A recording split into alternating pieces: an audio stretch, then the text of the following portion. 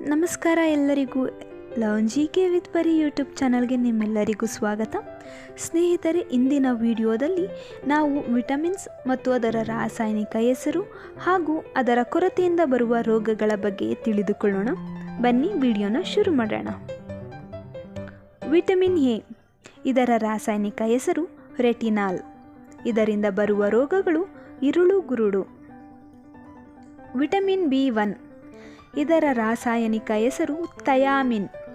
ಇದರಿಂದ ಬರುವ ರೋಗಗಳು ಪೆಲಗ್ರಾ ಅಥವಾ ಬೆರಿಬೆರಿ.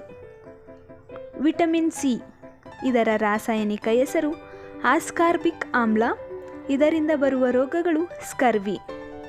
ವಿಟಮಿನ್ ಡಿ, ಇದರ ರಾಸಾಯನಿಕ ಹೆಸರು ಕ್ಯಾಲ್ಸಿಫೆರಲ್. ಇದರಿಂದ ಬರುವ ರೋಗಗಳು ರಿಕೆಟ್ಸ್. ವಿಟಮಿನ್ ಇ, ಇದರ ರಾಸಾಯನಿಕ ಹೆಸರು ಟೂಕೋಫೆರಲ್. ಇದರಿಂದ ಬರುವ ರೋಗಗಳು ಬಂಜೆತನ. ವಿಟಮಿನ್ ಕೆ, ಇದರ ರಾಸಾಯನಿಕ ಹೆಸರು ಪೈಲೋಕ್ವಿನೈನ್. ಇದರಿಂದ ಬರುವ ರೋಗಗಳು ರಕ್ತ ಹೆಪ್ಪುಗಟ್ಟದೇ ಇರುವುದು.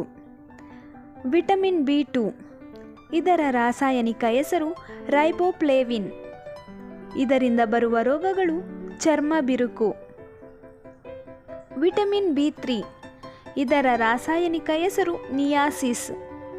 ಇದರಿಂದ ಬರುವ ರೋಗಗಳು ಪೆಲೆಗ್ರಾ.